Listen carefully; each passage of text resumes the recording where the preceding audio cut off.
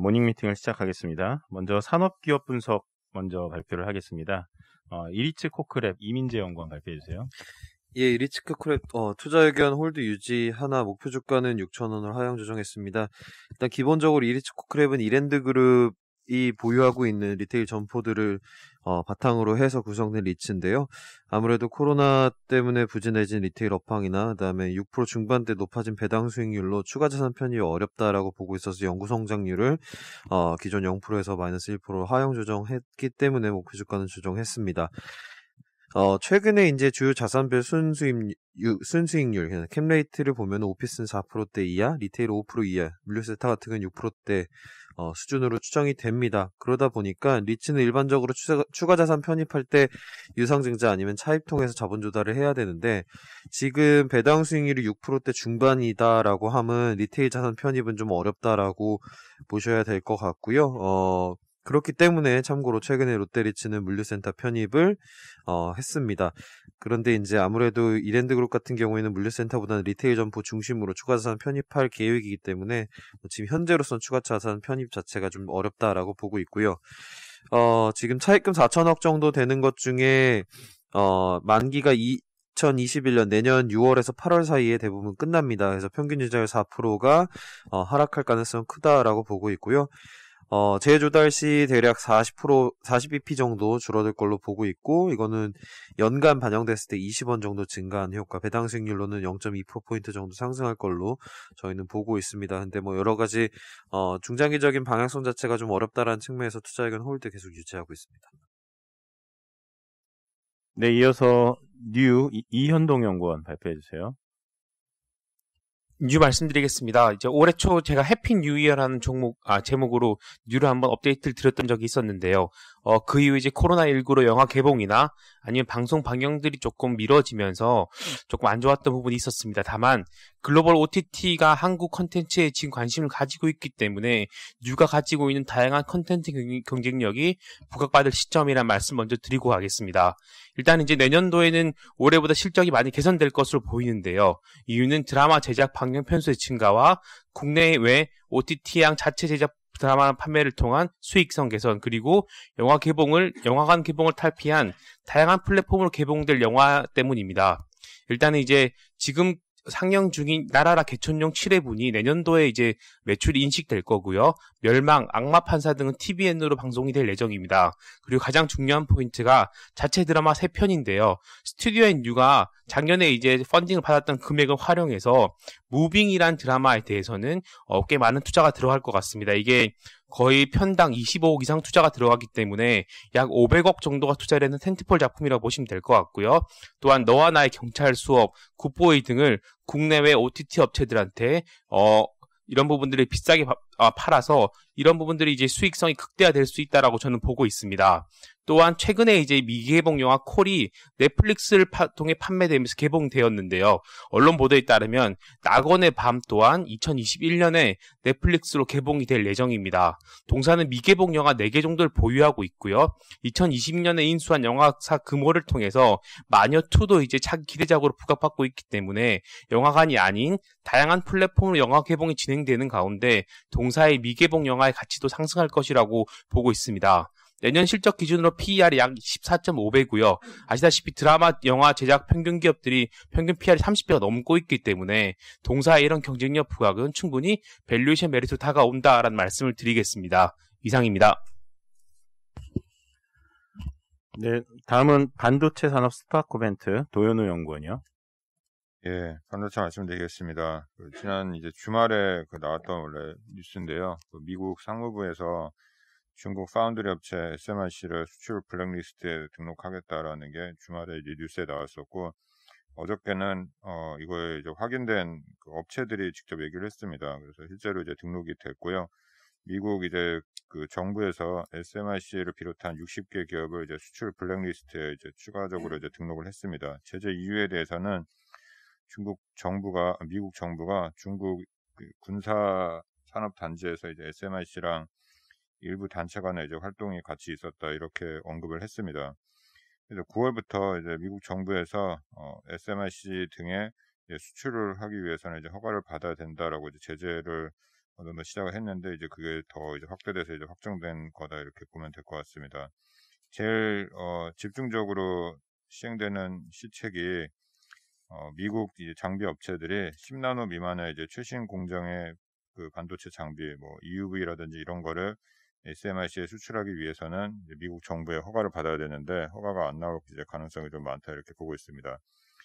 이런 제재로 이제 향후에 그 SMIC의 그 수주 물량에 일부 타격이 있지 않을까 이렇게 생각이 되고 10나노 미만 공정 개발에도 차질이 발생할 거다 이렇게 보고 있습니다. 그래서 SMIC랑 경쟁하고 있는 회사들한테 수혜가 있지 않을까 이렇게 생각하고 있고요.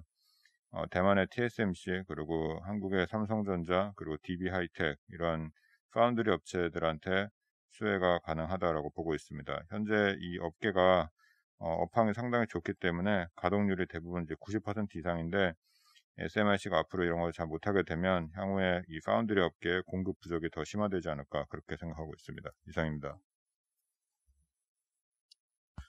네, 다음은 해외 주식 융기실리콘 발표하겠습니다. 조청군 연구원. 네, 동사에 대한 목표 주가를 기존 86.1위안에서 130.8위안으로 52% 상향 조정하며 투자 의견 유지하겠습니다. 목표 주가 상향은 주된 배경은 목표 주가는 타겟 PER 41배를 적용했는데요. 기존에는 27배였는데 이제 타겟 PER 상향된 주요 배경은 업종 전반의 밸류에이션 상승과 동사의 밸류에이션 디스카운트 요인 해소라고 말씀드리겠습니다. 중국 정부가 2030년 비화석 에너지 소비 비중 목표치를 기존 20%에서 25%로 상향 조정하면서 업종 전반의 중장기 성장 잠재력이 강화되었고 원자재 가격이 최근 하향 안정화되면서 동사의 밸류에이션 디스카운트 요인도 해소되었다라고 말씀드리겠습니다. 전일 주가는 상한가를 기록했는데요. 주말에 중국 정부가 태양광 설치 관련돼서 구체적인 계획을 이제 추진하겠다라는 뉴스가 있었고, 그리고 전일에 이제 회사가 공시한 바로는 중국 내 유명 투자기관인 힐하우스 캐피탈이 동사의 1회주주로부터 지분율 6%에 해당하는 지분을 인수한다라는 내용이 있었는데요. 한화로 치면 한 6조 원 정도의 물량입니다. 그래서 유명기관이 동사의 지분 6%를 인수하면서 동사의 밸류에이션에 대한 부담감이 좀 다소 해소되었다라고 보시면 될 것 같습니다. 이상입니다. 네, 혹시 뭐 기업 분석 해외 주식 쪽 질문 있으신가요? 예, 없으시면 이제 채권 전략 넘어가겠습니다. 예, 글로벌 소버린 코멘트 김성수 연구원. 네, 지난주 금요일 러시아 통화정책회의가 있었습니다. 중앙은행 기준금리를 4.25%로 동결을 했는데요. 동결 소식은 전반적으로 시장에 선 반영되어 있었지만 특이할 만한 점은 향후 중립적인 통화정책으로의 기조 변화가 강하게 감지되었다는 것입니다. 일단 작년 이후에 꾸준히 유지되는 성명서 문구인 다음번 회의에서 추가 기준금리 인하를 검토하겠다. 라는 문구가 물가 흐름, 금융시장 리스크를 감안해서 인하를 검토하겠다라고 바뀌었고요. 중앙은행 총재도 기자회견에서 향후 통화정책은 기대 인플레이션, 금융 안정에 중점을 두고 운영할 것임을 강조했습니다. 예상보다 빨랐던 정책 기조 전환이 이루어졌다고 보고 있고요.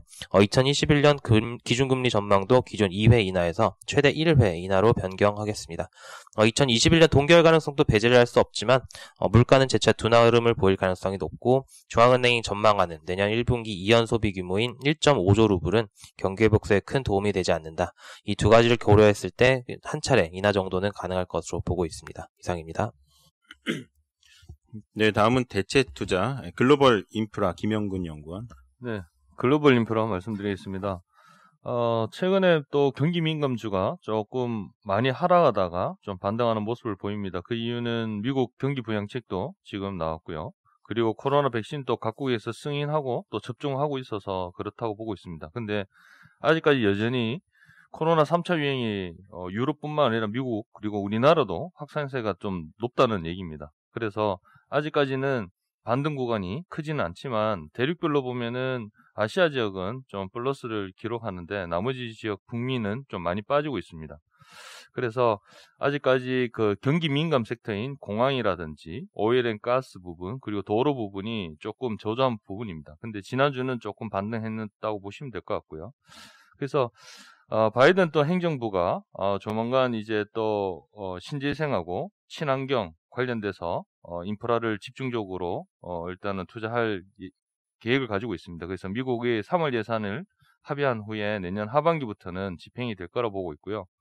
유럽에 있는 경기 회복 기금도 공항 인프라를 국가별로 사용처를 제출하면은 이에서 승인하면은 바로 집행이 가능하기 때문에 상반기부터 인프라에 직접적으로 투자가 된다 이래 판단을 하고 있습니다. 따라서 우리는 이번 3차 확산에 경기 민감 섹터인 공항하고 도로를 집중적으로 비중 확대를 해야 된다고 보고 있고요. 지금 탑픽으로는 미국 수자원 인프라를 뽑고 있습니다. 그 이유는 말씀드렸던 것처럼 바이든 당선자가 친환경 산업 중에 하나를 수자원 개선으로 좀 보고 있습니다. 따라서 수혜가 될 거라고 판단하고 있어서 우리 MP에서 탑픽으로 제시하고 있습니다. 이상입니다. 네, 다음은 글로벌 리츠 홍지한 연구원. 네, 이어서 리츠 말씀드리겠습니다. 지난 한 주 동안 글로벌 리츠 지수가 0.5% 정도 올랐고요. 좀 국가별, 섹터별 지수 보시면은 좀 최근 2달간 가파른 상승세 보였던 국가들이 좀 크게 하락했다라고 보시면 될 것 같은데, 지금 프랑스나 호주, 캐나다, 홍콩이 좀 빠졌고요. 섹터별로 봤을 때는 이제 감염병 민감도가 높은 호텔, 주거용 리테일 쪽이 좀 빠졌다라고 보시면 될 것 같습니다. 반면에 싱가포르랑 한국 리츠가 좀 반대로 한 2% 정도 상승을 했었고요. 지금 이제 연말 연초 가까워지면서 이제 코로나 재확산, 또 변종 문제, 락다운 이런 문제 때문에 좀 단기 변동성 커질 수 있다라고 보고 있는데, 장기적인 시각에서 좀 크게 바뀌는 건 없다라고 좀 보고 있고요. 또 주말에 또 미국 경기 부양책 타결이 됐고, 그에 따른 경기 회복 누릴 수 있는 리츠는 확대해야 된다라는 의견을 가지고 있습니다. 이어 4페이지의 그림 3, 4번 보시면요. 좀 간단히 업데이트만 좀 드릴 텐데, 지금 미국 주거용의 이제 주택시장 지수가 나왔는데, 전월 대비해서는 좀 하락한 86이 나왔습니다. 근데 이게 뭐 역사적 고점 수준에서 빠지긴 했지만, 기준선인 50 자체는 좀 상회를 하고 있고, 지수 하락의 원인으로 좀 꼽히는 게 지금 개발할 토지가 부족하다, 또 코로나 때문에 노동력이 부족하다라는 점이 있기 때문에, 사실상 뭐 주택 수요 자체는 견조하다라고 좀 보고 있고요. 따라서 저희는 그 주거용 중에서도 다세대 리츠 좀 투자 매력이 높다라고 보고 있습니다. 그림 4번 보시면 이제 이거 최근 11월 달 이후에 국가별 리츠 지수를 좀 비교를 한 건데요. 보시면 한국 리츠가 글로벌 리츠 지수와의 상관관계가 지금 마이너스 값이 나오고 있습니다. 보통 미국이랑 일본, 호주 뭐 이런 나라들은 다 0.9 이상 나오고 있는데 지금 마이너스 0.31 정도 나오고 있고요. 사실 그 과거부터 이제 좀 글로벌 리츠와의 상관계수가 떨어진다라고 알려져 있는 싱가포르도 0.7 기록하고 있는 편에서 상당히 좀 낮은 편이라고 보시면 될 것 같고, 사실 그 이유는 이제 아직 한국 리츠 시장이 좀 초기 단계이기 때문에 보유하고 있는 부동산 수가 적고요. 또 임차인의 수가 좀 단일화되어 있기 때문에 사실상 미래 임대 수익이 좀 픽스되어 있는 구조다라고 보시면 될 것 같습니다. 이제 그렇기 때문에 좀 반대로 움직이는 경향이 있다라고 말씀을 드리겠고, 그래서 저희가 이제 포트폴리오 짤 때 싱가포르 리츠를 좀 미국 리츠랑 같이 담아갔을 때 좀 가격 변동성을 줄일 수 있겠다라고 말씀을 드렸었는데, 싱가포르 리츠가 좀 많이 올라온 상황이어서 해당 비중을 좀 덜어내고 이 비중을 한국 리츠로 좀 대체해 나갈 계획입니다. 이상입니다. 네, 다음은 FX 투자 전략 권하미 연구원입니다. 네, FX 1월 월보 말씀드리겠습니다. 일단 4페이지부터 이제 핵심 차트 위주로 말씀을 드릴 텐데요. 사실 코로나에도 불구하고 글로벌 백신 기대감과 맞물려서 글로벌 경기 개선 기대감 지속되고 있다라고 볼 수 있겠습니다. 11월 제조업 PMI가 이제 글로벌로 53.7 기록을 했는데요. 2018년 이후에 가장 잘 나온 수치입니다. 지금 4페이지 그래프 보시는 것처럼 어쨌든 심리 지표가 실물 지표에 선행하는 궤적을 보이고요. 이를 고려했을 때 저희는 글로벌 교역량이 이제 플러스 전환이 됐을 것이다라고 추정을 하고 있습니다. 그래서 그 심리 지표, 실물 지표 우상향의 방향성을 이어갈 걸로 보고 있고요. 한 페이지를 넘겨보시면 6페이지입니다. 그래서 과거에 경기 개선 기대감이 이어질 때, 그리고 교역량이 증가할 때 어느 나라의 통화 가치가 좀 강세폭이 컸나를 보게 되면 도표 보시는 것처럼 브라질 레알, 한국 원, 러시아 루블, 멕시코 페소와 같은 이른바 이제 그 베타가 큰 신흥국 통화들이었고, 또한 호주나 노르웨이 같은 원자재 통화까지도 이제 포함이 되는 그림입니다. 그래서 아마도 이들 통화 가치가 이제 교역량 개선의 수혜 통화로 볼 수 있다라고 생각을 하고요. 이러한 방향성은 이어질 것이다라고 판단하고 있습니다. 좀 넘기셔서 이제 10페이지를 보시면 결국 이제 1월에 바이드노믹스, 즉 미국 신정부 출범에 따른 정책을 봐야 될 텐데요. 추가 부양책은 좀 긍정적으로 합의가 됐습니다. 여기서 저희가 주목할 부분은 이제 트럼프 정권 때와는 좀 대외적인 스탠스가 달라질 수 있다라는 건데요. 사실 그 그림 보시는 것처럼 유럽 같은 경우는 이제 동맹국으로 인정할 가능성이 크고요. 다음 페이지를 넘겨보시면 중국 스탠스가 좀 달라질 수 있습니다. 12페이지, 13페이지를 보시게 되면 일단은 표면적으로 좋다라고 말씀드리기는 어렵지만 그 초점이 좀 달라질 것 같습니다. 고율 관세 때리고 환율 조작국으로 지정하고 하던 그런 강경 스탠스에서 지금 보시는 것처럼 무역 관행 개선, 즉 이제 보조금 지급이라든지 불공정 조치들을 좀 해소하자, 이런 식으로 지금 좀 완화된 조치를 취하고 있기 때문에 13페이지 두 번째 그림 보시는 것처럼 무역 불확실성 지수 자체가 18년 고점 대비 높아지기는 어렵다라고 저희는 보고 있는 거고요. 그래서 그런 무역 정책 불확실성 지수가 하락할수록 그림 보시는 것처럼 신흥국 통화 가치 상승세가 지지될 수 있다, 이렇게 좀 말씀을 드리겠습니다. 마지막으로 한 페이지 넘기시면 14페이지 말씀을 드릴 텐데요. 지금 12월 FOMC 이후에 연준의, 즉 미국의 완화적인 정책 기대감이 여전히 이어질 걸로 보이면서 지금 두 번째 그림 보시는 것처럼 금융상황지수라고 하는 게 역대 최저치를 경신하고 있습니다.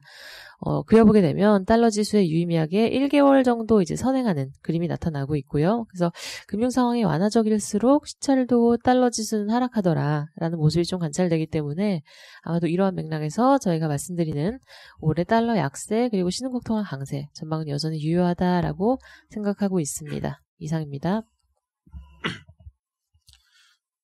네, 질문 없으신가요? 네, 이상으로 준비된 자료 발표 모두 마치겠습니다.